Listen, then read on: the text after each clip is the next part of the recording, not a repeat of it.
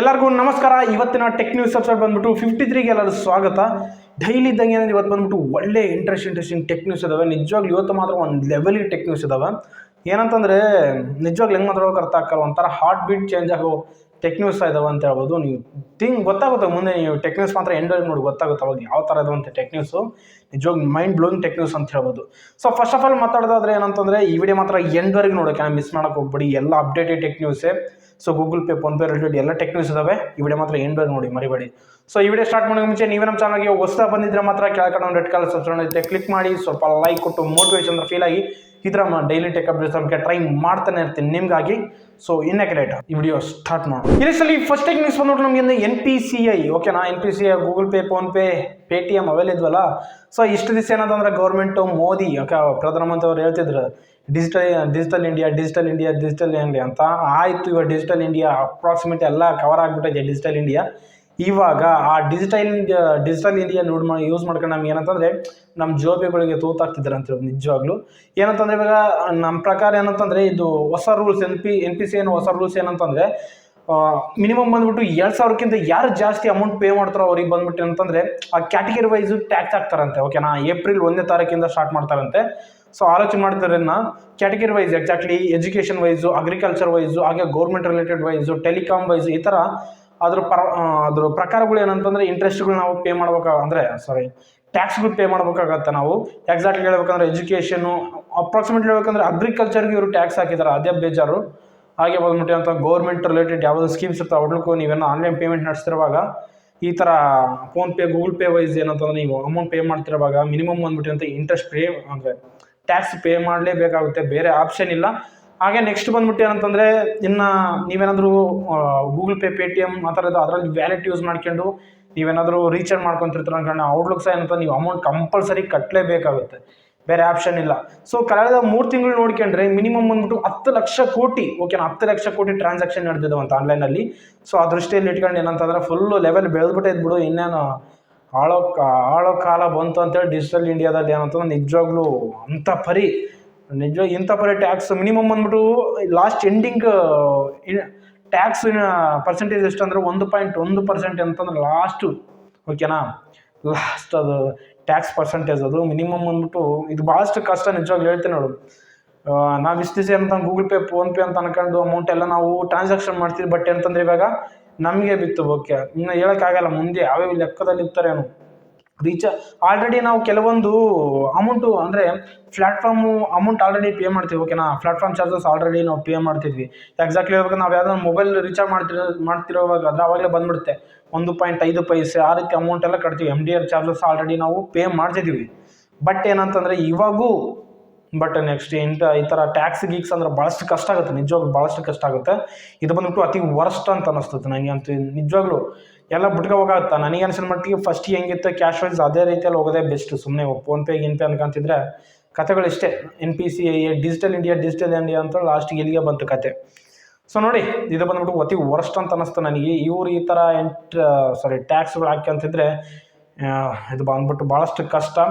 So ಇದಿಷ್ಟು wallet wise. ಅದೇ ಥರ ಬಂದ್ಬಿಟ್ಟು ವ್ಯಾಲೆಟ್ನಲ್ಲಿ ನೀವೇನಾದರೂ ಅಮೌಂಟು ಪೇ ಮಾಡ್ತೀರ, ರೀಚಾರ್ಜ್ ಮಾಡ್ಕೊತಿದ್ರೆ ಅವು ಸಹ ನಿಮಗೆ ಅಂತ ಭಾಳಷ್ಟು ಕಷ್ಟಕಾಲ ಬರುತ್ತೆ ಮುಂದೆ. ಸೊ ಇದು ಬಂದ್ಬಿಟ್ಟು ಫಸ್ಟು ವರ್ಸ್ಟ್ ಅಂದರೆ ವರ್ಸ್ಟ್ ಹೇಳ್ಬೋದು. ಸೊ ಇದು ಬಂದ್ಬಿಟ್ಟು ನಮಗೆ ಏನಂತಂದರೆ NPCI ಕಡೆಯಿಂದ. ಇಲ್ಲಿ ನೆಕ್ಸ್ಟ್ ನ್ಯೂಸ್ ಬಂದ್ಬಿಟ್ಟು ನಮಗೆ ಅಂತ ನ್ಯೂರಲಿಂಕ್ ಕಡೆಯಿಂದ. ನ್ಯೂರಲಿಂಕ್ ಇದು ಬಂದ್ಬಿಟ್ಟು ಆ್ಯಕ್ಚುಲಿ ನಿಮ್ಗೆ ಕೇಳಿರ್ತಾರೆ, ಮೂವೀಸ ನೋಡಿರ್ತಾರೆ. ನೀವೇನಾದಂದರೆ ಆಂಧ್ರದಲ್ಲಿ ವಿಡಿಯೋ ನೋಡಿರ್ತಾರೆ ಮೂವಿ ಇಸ್ಮಾರ್ಟ್ ಶಂಕರ್ ಅಂತ. ಸೊ ಅವ್ರದ್ದು ಅಂದರೆ ಆ ಮೂವಿಯಲ್ಲಿ ಯಾವ ಥರ ಹಿಂದೆ ಬಂದ್ಬಿಟ್ಟು ಚಿಪ್ ಯಾವ ಥರ ಇರ್ತಾರೋ ಸೇಮ್ ಆ್ಯಸ್ ಇಟ್ ಈಸೇ ಅಂತಂದ್ರೆ ಆಲ್ರೆಡಿ ಈ ಮೂವಿನ ಕನ್ನಡದಲ್ಲಿ ಡಬ್ ಮಾಡಿದ್ದಾರೆ, ವಾಯ್ಸ್ ಡಬ್ ಮಾಡಿರ್ತಾರೆ, ನೀವು ನೋಡಿರ್ತಾರೆ ಆ್ಯಕ್ಚುಲಿ.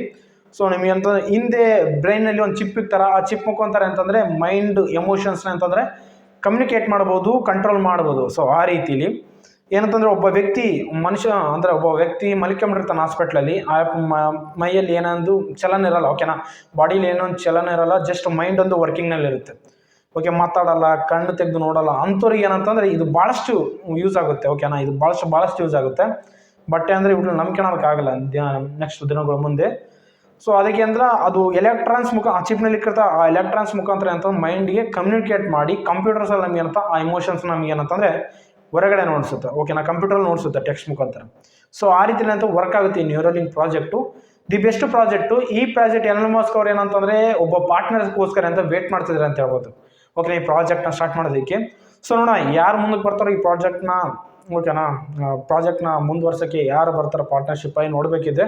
ಆಲ್ರೆಡಿ ಇದು ಅಮೇರಿಕಾದಲ್ಲಿ ಒಂದ್ಸರಿ ಇದನ್ನು ಟೆಸ್ಟ್ ಮಾಡೋದಕ್ಕಾಗಿ ಪರ್ಮಿಷನ್ ಕೇಳಿದ್ರಂತೆ, ಬಟ್ ಅದು ರಿಜೆಕ್ಟ್ ಮಾಡೈತಂತೆ ಅಮೇರಿಕಾದಲ್ಲಿ. ಓಕೆನಾ, ಬಟ್ ಏನೋ ನೋಡಬೇಕು. ಸೊ ಇನ್ನು ಮುಂದೆ ಏನಾಗುತ್ತೆ ಈ ನ್ಯೂರಲಿಂಕ್ ಪ್ರಾಜೆಕ್ಟ್ ರಿಲೇಟೆಡ್. ಸೊ ಇದು ಬಂದ್ಬಿಟ್ಟು ನಮ್ಗೆ ಏನಂತಂದ್ರೆ ನ್ಯೂರಲಿಂಕ್ ಪ್ರಾಜೆಕ್ಟ್ ರಿಲೇಟೆಡ್. ಯೂಶಲಿ ನೆಕ್ಸ್ಟ್ ಬಂದ್ಬಿಟ್ಟು ನಮ್ಗೆ ಅಂತ ಟ್ವಿಟರ್ ಕಡೆಯಿಂದ ಎಲನ್ ಮಸ್ಕ್ ಅವ್ರು ಏನಂತಂದ್ರೆ ಏಪ್ರಿಲ್ 15ನೇ ತಾರೀಕಿಂದ ಹೊಸ ರೂಲ್ಸ್ನ ಜಾರಿಗೆ ತಗೊಂಬರ್ತಿದ್ರು ಅಂತ ಹೇಳ್ಬೋದು. ಆ ರೂಲ್ಸ್ ಕೇಳ್ಬಿಟ್ರೆ ವಿಚಿತ್ರ ಅನ್ಸುತ್ತೆ. ಸೊ ತಿಳ್ಕೊಳ್ಳಿ ಯಾವ ರೂಲ್ಸ್ ಅಂತ. ಯಾರು ಬ್ಲೂ ಸಬ್ಸ್ಕ್ರಿಪ್ಷನ್ ತಗೊಂಡಿರ್ತಾರೋ ಅವ್ರಿಗೆ ಏನಂತಂದ್ರೆ ಕೆಲವೊಂದು ಬೆನಿಫಿಟ್ಸ್ ಇರ್ತವೆ. ಅದರಲ್ಲಿ ಫಸ್ಟ್ ಬೆನಿಫಿಟ್ಸ್ ಏನಂತಂದ್ರೆ ಅವ್ರು ಯಾವುದೇ ಒಂದು ಅಂದರೆ ಎಕ್ಸಾಕ್ಟ್ಲಿ ಹೇಳ್ಬೇಕಂದ್ರೆ ಯಾವುದೊಂದು ಇದು ಟ್ವೀಟ್ ಮಾಡಿರ್ತಾರಲ್ಲ, ಆ ಟ್ವೀಟ್ಗಳು ಬಂದ್ಬಿಟ್ಟು ಅಂತಂದರೆ ರೆಕಮೆಂಡೇಶನ್ಸ್ ಆಗಿ ಹೋಗ್ತವೆ. ಓಕೆ, ಭಾಳಷ್ಟು ಜನಕ್ಕೆ ರೀಚ್ ಆಗ್ತವೆ. ಸೊ ಆ ರೀತಿಯಲ್ಲಿ ಒಂದು ಇನ್ನೊಂದು ಫೀಚರ್ ಬಂದ್ಬಿಟ್ಟು ಅಂದರೆ ಪೋಲ್ಸನ್ನು ನಡೆಸ್ಬೋದು. ಎಕ್ಸಾಕ್ಟ್ಲಿ ಹೇಳ್ಬೇಕಂದ್ರೆ ಇವಾಗ ಪೋಲ್ ಅಂತಂದ್ರೆ ನಿಮ್ಗೆ ಗೊತ್ತಿರುತ್ತೆ. ಆ ಪೋಲ್ನಲ್ಲಿ ಪಾರ್ಟಿಸಿಪೇಟ್ ಮಾಡ್ಬೋದು, ಆ ಪೋಲ್ನ ಸಹ ನಾವು ಹಾಕ್ಬೋದು. ಓಕೆನಾ, ಆ ಥರ ಫೀಚರ್ಸು ಕೊಟ್ಟಿದ್ದಾರೆ ಅಂತ ಹೇಳ್ಬೋದು. ನೀವು ಯಾರು ಬ್ಲೂ ಸಬ್ಸ್ಕ್ರಿಪ್ಷನ್ ತಗೊಂಡಿಲ್ಲ, ಸೊ ಅಂಥವ್ರಿಗೆ ಅಂತ ಪಾರ್ಟಿಸಿಪೇಟ್ ಮಾಡೋಕ್ಕೂ ಬರಲ್ಲ, ಪೋಲ್ ನಡೆಸೋಕ್ಕೂ ಬರಲ್ಲ. ಸೊ ಆ ಥರ ಎಲ್ಲ ಫೀಚರ್ಸ್ ತಗೊಂಬರ್ತದೆ ಅಂತ ಹೇಳ್ಬೋದು. ಸೊ ಬಟ್ ಯಾರು ಬ್ಲೂ ಸಬ್ಸ್ಕ್ರಿಪ್ಷನ್ ತಗೊಂಡಿಲ್ಲ ಅವ್ರಿಗೆ ಬಂದ್ಬಿಟ್ಟು ಏನಂತ ಜಸ್ಟು ಟ್ವೀಟ್ಗಳು ನೋಡಿದಾಗಷ್ಟು ಬೇರೆದು ಏನಿಲ್ಲ ಕತೆ. ಒಂಥರ ಬಾಟ್ಗಳಂತ ಇವಾಗ ಅದೇನಂತಾರಲ್ವ, ಆಯಪ್ಪ ರೀತಿಲಿ ಹೆಂಗಂದರೆ ಇವಾಗ ಬ್ಲೂ ಸಬ್ಸ್ಕ್ರಿಪ್ಷನ್ ಯಾರು ತಗೊಂಡ್ರೆ ಅವರೆಲ್ಲ ಕಿಂಗ್ಗಳಿದ್ದಂಗೆ, ಇನ್ನು ಯಾರು ತಗೊಂಡ್ರಲ್ಲ ಸಬ್ಸ್ಕ್ರಿಪ್ಷನ್ ಅವರೆಲ್ಲ ಬಾಟ್ಗಳಿದ್ದಂಗೆ. ಆ ರೀತಿಯಲ್ಲಿ ಮಾತಾಡಿದ್ದಾನೆ ಅಂತ ಹೇಳ್ಬೋದು ಈ ಟ್ವಿಟರ್ನಲ್ಲಿ. ಸೊ ಇದು ಬಂದ್ಬಿಟ್ಟು ವರ್ಸ್ಟ್. ಓಕೆನಾ, ಮುಂದೆ ಏನಾಗುತ್ತೆ ಅನ್ನೋ ಗೊತ್ತಿಲ್ಲ. ಈ ಟ್ವಿಟರ್ ಬಂದ್ಬಿಟ್ಟು ಈ ಥರ ಎಲ್ಲ ಮಾಡಿದ್ರೆ. ಈ ಲಿಸ್ಟಲ್ಲಿ ನೆಕ್ಸ್ಟ್ ನ್ಯೂಸ್ ಬಂದ್ಬಿಟ್ಟು ನಮಗೆ OnePlus ಕಡೆಯಿಂದ OnePlus Nord CE3 Lite 5G ಈ ಮೊಬೈಲ್ ಬಂದ್ಬಿಟ್ಟು ಅಂತಂದರೆ ಏಪ್ರಿಲ್ 4ನೇ ತಾರೀಕು ಲಾಂಚ್ ಆಗೋದು ಗೊತ್ತೈತೆ ಆಲ್ರೆಡಿ. ಈ ಮೊಬೈಲ್ನ ಪ್ರೈಸ್ ನಮಗೆ ರಿವೀಲ್ ಆಗಿದ್ದಾವೆ ಆ್ಯಕ್ಚುಲಿ. ಇದು ಬಂದ್ಬಿಟ್ಟು ಅಂದರೆ ಬಡ್ಜೆಟ್ ಮೊಬೈಲ್. ಓಕೆನಾ, ನಾನು ಹೇಳಿದ್ದಲ್ಲ ಅವತ್ತೆ ಬಡ್ಜೆಟ್ ಮೊಬೈಲ್ ನೋಡಿ ಸ್ಪೆಸಿಫಿಕೇಶನ್ಸ್ ಹಂಗೆ ಅದಾವಂತ. ಈ ಮೊಬೈಲ್ ಅಪ್ರಾಕ್ಸಿಮೇಟ್ಲಿ ಪ್ರೈಸ್ ಬಂದ್ಬಿಟ್ಟು ಕೆಲವೊಂದು ಲೀಕ್ಸ್ ಪ್ರಕಾರ 21,999 ರೂಪಾಯಿ ಇರುತ್ತೆ ಅಂತ ಹೇಳ್ತಿದ್ದಾರೆ. ಸೊ ನೋಡೋಣ. ಹಾಗೆ ಬೇಸ್ ವೇರಿಯಂಟ್, ಓಕೆನಾ, ಈ ಬೇಸ್ ವೇರಿಯಂಟ್ 21,999 ರೂಪಾಯಿ ಇರುತ್ತೆ ಅಂತ ಹೇಳಿದ್ದಾರೆ. ಸೊ ನೋಡೋಣ. ಇದು ಬಂದ್ಬಿಟ್ಟು ಏನಂತಂದರೆ ಇನ್ನೂ ಕಡಿಮೆ ತಗೊಂಡ್ರೆ ಬೆಸ್ಟ್ ಇರ್ತಿತ್ತೇನೋ, ಬಟ್ ಇದು ಸಹ ಅಮೌಂಟು ಸಹ ಭಾಳಷ್ಟು ಹೆವಿ ಆಯ್ತು ಅಂತ ಅನಿಸುತ್ತೆ. ಅದರಲ್ಲಿ ಅಷ್ಟೊಂದು ಅಗ್ರೆಸಿವ್ ಸ್ಪೆಸಿಫಿಕೇಶನ್ಸ್ ಏನಿಲ್ಲ. ಸೊ ಅದೇ ಬೇಜಾರು. ಸೊ ಇದು ಬಂದ್ಬಿಟ್ಟು ನಮಗೆ ಅಂತಂದರೆ OnePlus ಕಡೆಯಿಂದ. ಯೂಶಲಿ ನೆಕ್ಸ್ಟ್ ನ್ಯೂಸ್ ಬಂದ್ಬಿಟ್ಟು ನಮಗೆ ಅಂತ ಜಿಯೋ ಕಡೆಯಿಂದ. Jio the best bumper offer ಒಂದು ರೀಚಾರ್ಜ್ ತಗೊಂಬಂದೈತೆ. ನಿಜವಾಗ್ಲೂ ನೀವು ಶಾಕ್ ಆಗ್ತೀರಿ ಅಂತ ರೀಚಾರ್ಜ್ ಕೇಳ್ಬಿಟ್ರೆ, ಅಷ್ಟು ಚೆನ್ನಾಗೈತೆ. ಏನು ಗುರು ಅಂತಂದರೆ ಇದು ಪರ್ಟಿಕ್ಯುಲರ್ ಆಗಿ ಜಿಯೋ ಫೈಬರ್ ಯೂಸರ್ಸ್ಗೆ. ಓಕೆನಾ, ಬೇರೆ ಯಾರಿಗಲ್ಲ. ಫಸ್ಟ್ ಆಫ್ ಆಲ್ ಹೇಳ್ಬೇಕಂದ್ರೆ ನೀವು 198 ರೂಪಾಯಿ ರೀಚಾರ್ಜ್ ಮಾಡ್ಕೊಂಡ್ರಿ ಅಂತ ನೋಡಿ. ಓಕೆನಾ, ಜಿಯೋ ಫೈಬರ್ನಲ್ಲಿ ನಿಮಗೆ ಅನ್ಲಿಮಿಟೆಡ್ ಡಾಟಾ 1 ಮಂತ್ ವ್ಯಾಲಿಡೇಟ್ ಇರುತ್ತೆ. 10 MB ಸ್ಪೀಡ್ನಲ್ಲಿ ಅಂತ ಡಾಟಾ ಬರುತ್ತೆ. ಓಕೆ, ನನಗೆ ಡಾಟಾ ಸ್ಪೀಡ್ ಸರಿ ಆಗ್ತಿಲ್ಲ ಅಂತ ಟೈಮಲ್ಲಿ ಒಂದು ಆಪ್ಷನ್ ಐತೆ ಇದರಲ್ಲಿ, ಒನ್ ಟೈಮ್ ಕ್ಲಿಕ್ ಅಪ್ಗ್ರೇಡ್ ಅಂತ. ಇದೇನು ಗುರು ಅಂತಂದರೆ ಇದು ಪರ್ಟಿಕ್ಯುಲರ್ ನೀವೇನು ಅಪ್ಗ್ರೇಡ್ ಮಾಡ್ಬೇಕಂದ್ರೆ ಸ್ಪೀಡ್ನಲ್ಲಿ 30 MBPSನಲ್ಲಿ ನೀವು ಅಪ್ಗ್ರೇಡ್ ಮಾಡ್ಕೋಬೋದು. ಇದರಲ್ಲಿ ನಿಮಗೆ ವ್ಯಾಲಿಡ್ ಇರ್ತವೆ 1 ದಿವಸಕ್ಕೆ, 2 ದಿವಸಕ್ಕೆ, 7 ದಿವಸಕ್ಕೆ ಅಂತ ಇರ್ತವೆ. ನೀವು ಅದರಲ್ಲಿ ಚೂಸ್ ಮಾಡ್ಕೋಬೋದು 1 ದಿವಸಕ್ಕೆ, 2 ದಿವಸಕ್ಕೆ, 7 ದಿವಸಕ್ಕೆ ಅಂತ ಚೂಸ್ ಮಾಡ್ಕೊಂಡು. ಹಾಗೆ 100 MBPSನಲ್ಲಿ ಇರ್ತವೆ. ಅದು ಪರ್ಟಿಕ್ಯುಲರ್ ಆಗಿ ಔಟ್ಲುಕ್ ಪ್ರೈಸಸ್ ಇರ್ತವೆ. ನೀವು ನೋಡ್ಕೋಬೋದು ಯಾವ್ಯಾವ ಪ್ರೈಸಸ್ ಇದಾವಂತ. ಸೊ ಇದು ಬಂದ್ಬಿಟ್ಟು ದಿ ಬೆಗ್ಗೆಸ್ಟು ಅನಿಸ್ಬಿಡ್ತು ನನಗೆ. ಇದು ಇರಬೇಕು, ಪ್ರೈಸ್ ಇರಲೇಬೇಕು. ಓಕೆನಾ, ನಿಮಗೆ OTT ಆ್ಯಪ್ಸ್ ರಿಲೇಟೆಡ್, ನೀವು ಎಂಟರ್ಟೈನ್ಮೆಂಟ್ ರಿಲೇಟೆಡ್ ಸಹ ನೀವು ಅಪ್ಗ್ರೇಡ್ ಮಾಡ್ಬೋದು ಇಷ್ಟಿಷ್ಟು ಅಮೌಂಟ್ ಕಟ್ಟಿ. ನಿಮಗೆ ಕಾಣಿಸೋದು ಅವಲ್ಲೇ ಫೋಟೋದಲ್ಲಿ. ನಿಜವಾಗ್ಲೂ ದ ಬೆಸ್ಟ್, ನಿಜವಾಗಿ ಹೇಳ್ತೀನಿ. ನೀವೇನು 30 MBPS 1 ದಿವಸಕ್ಕೆ ಬೇಕಂದರೆ 21 ರೂಪಾಯಿ, 2 ದಿವಸಕ್ಕೆ ಬೇಕಂದರೆ 32 ರೂಪಾಯಿ, 31 ರೂಪಾಯಿ, 7 ದಿವಸಕ್ಕೆ ಬೇಕಂದರೆ 101 ರೂಪಾಯಿ, 100 MBPS ಬೇಕಂದರೆ ನಿಮಗೆ ಅಂತಂದರೆ 1 ದಿವಸಕ್ಕೆ 32 ರೂಪಾಯಿ, ಮತ್ತು 2 ದಿವಸಕ್ಕೆ ಬಂದ್ಬಿಟ್ಟು ಅಂತಂದರೆ 52 ರೂಪಾಯಿ. ನೆಕ್ಸ್ಟ್ ಬಂದ್ಬಿಟ್ಟು ಅಂತಂದರೆ ನೀವು 7 ದಿವಸಕ್ಕೆ ಬೇಕಂದರೆ 152 ರೂಪಾಯಿ ಸಮಥಿಂಗ್ ನೀವು ಪೇ ಮಾಡಬೇಕಾಗುತ್ತೆ. ಸೊ ಈ ಥರ ಎಲ್ಲ ಅಂದರೆ ದಿ ಬೆಸ್ಟ್ ರೀಚಾರ್ಜ್ ಅಂತ ಅನಿಸ್ತು. ಒಂದ್ಸಲ ಚೆಕ್ ಮಾಡಿ. ಓಕೆನಾ, ದಿ ಬೆಸ್ಟು. ನೀವು ಜಿಯೋ ಫೈಬರ್ ಯೂಸರ್ ಆಗಿದ್ರೆ ಮಾತ್ರ ದಿ ಬೆಸ್ಟ್ ಅಂತ ಅನಿಸ್ತು. ಯೂಶಲಿ ನೆಕ್ಸ್ಟ್ ನ್ಯೂಸ್ ಬಂದ್ಬಿಟ್ಟು ನಮ್ಮ ಗೂಗಲ್ ಪಿಕ್ಸೆಲ್ ಕಡೆಯಿಂದ. ಗೂಗಲ್ ಪಿಕ್ಸೆಲ್ ಸರ್ವಿಸ್ ಸೆಂಟರ್ಸ್ ನಮ್ಗೆ ಇಂಡಿಯಾದಲ್ಲಿ 20 ಸರ್ವಿಸ್ ಸೆಂಟರ್ಸ್ ಇದಾವೆ ಅಂತ ಹೇಳ್ಬೋದು. ಇವಾಗ ಫಸ್ಟಿಗೆ ಒಂದೇ ಒಂದು ಸರ್ವಿಸ್ ಸೆಂಟರ್ ಇತ್ತು, ಅದು ಎಲ್ಲೋ ಲೊಕೇಶನ್ ಗೊತ್ತಿಲ್ಲ, ಬಟ್ ಒಂದೇ ಒಂದು ಸರ್ವಿಸ್ ಸೆಂಟರ್ ಇತ್ತಂತೆ. ಇವಾಗ ಅಂದ್ರೆ 20 ಸರ್ವಿಸ್ ಸೆಂಟರ್ ಆಗ್ಯಾವ. ಹಿಂಗೆ ಬೆಳೀತಿದ್ರೆ ಚೆನ್ನಾಗಿರುತ್ತೆ. ನೋಡ್ಬೋದು ನೀವು ಮ್ಯಾಪ್ ಮುಖಾಂತರ ನೋಡ್ಸಿದ್ದೀನಿ ಎಲ್ಲೆಲ್ಲಿ ಅವೈಲೇಬಲ್ ಇದೆ ಅಂತ. ನಮ್ಮ ಕರ್ನಾಟಕದಲ್ಲಿ ಇವಾಗ ಬಂದ್ಬಿಟ್ಟು ಅಂದ್ರೆ ಬೆಂಗಳೂರಲ್ಲಿ ಅವೈಲೇಬಲ್ ಇದೆ, ನೀವು ನೋಡ್ತಿದ್ದಾರೆ. ಸೊ ಇಷ್ಟು ಸರ್ವಿಸ್ ಸೆಂಟರ್ ಇದ್ದಾವೆ. ಇನ್ನೂ ಜಾಸ್ತಿ ಬೆಳೆಸ್ಬಿಟ್ರೆ ಇನ್ನೂ ಭಾಳಷ್ಟು ಜನ ಅಂತ ಮೊಬೈಲ್ ತೊಗೊಳಕ್ಕೆ ಆಸಕ್ತಿ ನೋಡ್ತಾರೆ. ಇವರು ಸುಮ್ಮನೆ ಮೊಬೈಲ್ ಲಾಂಚ್ ಮಾಡೋದಲ್ಲ, ಸ್ವಲ್ಪ ಸರ್ವಿಸ್ ಸೆಂಟರ್ ಜಾಸ್ತಿ ಮಾಡಿದ್ರೆ ಮೊಬೈಲ್ ತಗೋತಾರಪ್ಪ. ಇವ್ರು ಸುಮ್ಮನೆ ಲಾಂಚ್ ಮಾಡಿ ಇಟ್ಬಿಟ್ರೆ ಭಾಳಷ್ಟು ಕಷ್ಟ. ಸೊ ಇದು ಬಂದ್ಬಿಟ್ಟು ನಮಗೆ ಇದಂದರೆ ಗೂಗಲ್ ಪಿಕ್ಸೆಲ್ ಕಡೆ.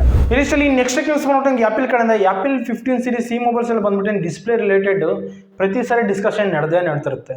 ಏನಂತಂದರೆ BOE OLED ಡಿಸ್ಪ್ಲೇಗಳು, ಈ ಡಿಸ್ಪ್ಲೇಗಳು ಇರ್ತಾವಲ್ಲ, ಇವು ಬಂದ್ಬಿಟ್ಟು ಭಾಳಷ್ಟು ಕಡಿಮೆ ವೆಚ್ಚದಲ್ಲಿರ್ತವೆ ಡಿಸ್ಪ್ಲೇಗಳು.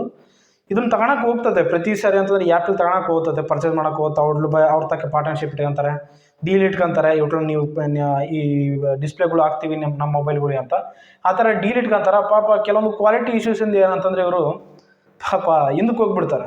ಅಂದರೆ ಎಕ್ಸಾಕ್ಟ್ಲಿ ಬರುತ್ತೆ ಇನ್ ಡಿಸ್ಪ್ಲೇ ಕ್ಯಾಮ್ರಾ ಇರ್ತೈತಲ್ಲ, ಅಲ್ಲಿ ಸೈಡ್ ಬಂದ್ಬಿಟ್ಟು ಸುತ್ತ ನಮಗೆ ಅಂತಂದರೆ ಕೆಲವೊಂದು ಡಾರ್ಕ್ ಬಂದ್ಬಿಡ್ತವೆ, ಪಿಕ್ಸಲ್ಸ್ ಬರ್ನಿಂಗ್ ಆಗೋ ಆ ಥರ ಬಂದ್ಬಿಡ್ತಾವೆ. ಅದ್ರ ಕ್ವಾಲಿಟಿ ಇಶ್ಯೂಸಿಂದ ಏನಂತಂದರೆ ಹಿಂದಕ್ಕೆ ಹೋಗ್ಬಿಡ್ತಾರೆ ಇವರು. ಬೇರೆ ಆಪ್ಷನ್ ಇಲ್ಲ ಇವರಿಗೆ. ಸ್ಯಾಮ್ಸಂಗ್ OLED ಡಿಸ್ಪ್ಲೇಗಳು ಇವರಿಗೆ ಆಪ್ಷನ್, ಅವು ಬಂದ್ಬಿಟ್ಟು ಅಂತಂದರೆ ಅಮೌಂಟ್ ಭಾಳಷ್ಟು ಹೈ ಇರ್ತವೆ.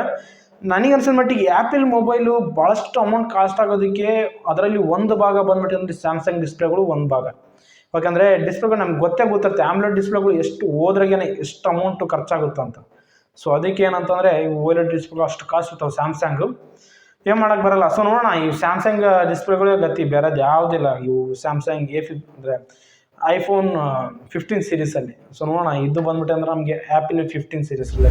ಸೊ ನೋಡಿದ್ರೆ ಫ್ರೆಂಡ್ಸ್, ಇವು ಬಂದ್ಬಿಟ್ಟು ಅಂದರೆ ಇವತ್ತಿನ ಬಂದ್ಬಿಟ್ಟು ಒಳ್ಳೆ ಇಂಟ್ರೆಸ್ಟಿಂಗ್ ಟೆಕ್ ನ್ಯೂಸ್ ಅಂತ ನನಗೆ ಅನಿಸಿದ್ದು. ನಿಜವಾದ ಒಳ್ಳೆ ಇಂಟ್ರೆಸ್ಟಿಂಗ್ ಟೆಕ್ ನ್ಯೂಸ್ ಅಲ್ಲ ಅಂತ ಕೆಳಗೆ ಕಮೆಂಟ್ನೇ ತಿಳಿಸಿ. ಓಕೆನಾ? ವಿಡಿಯೋ ಲೈಕ್ ಮಾಡಿ, ಶೇರ್ ಮಾಡಿ, ಕಮೆಂಟ್ ಮಾಡಿ. ಇದರ ಡೈಲಿ ಟೆಕ್ ಅಪ್ಡೇಟ್ಸ್ ಟೆಕ್ನಾಲಜಿ ಚಾನಲ್ನ ಸಬ್ಸ್ಕ್ರೈಬ್ ಮಾಡಿ, ಸ್ವಲ್ಪ ಲೈಕ್ ಕೊಟ್ಟು ಮೋಟಿವೇಶನ್ ಫೀಲ್ ಆಗಿ ಇದರ ಡೈಲಿ ಟೆಕ್ ಅಪ್ಡೇಟ್ಸ್ ನಮಗೆ ಟ್ರೈ ಮಾಡ್ತಾನೆ ಇರ್ತೀನಿ ನಿಮಗಾಗಿ. ಸೊ ಸಿಗೋಣ ಮುಂದಿನ ವಿಡಿಯೋದಲ್ಲಿ.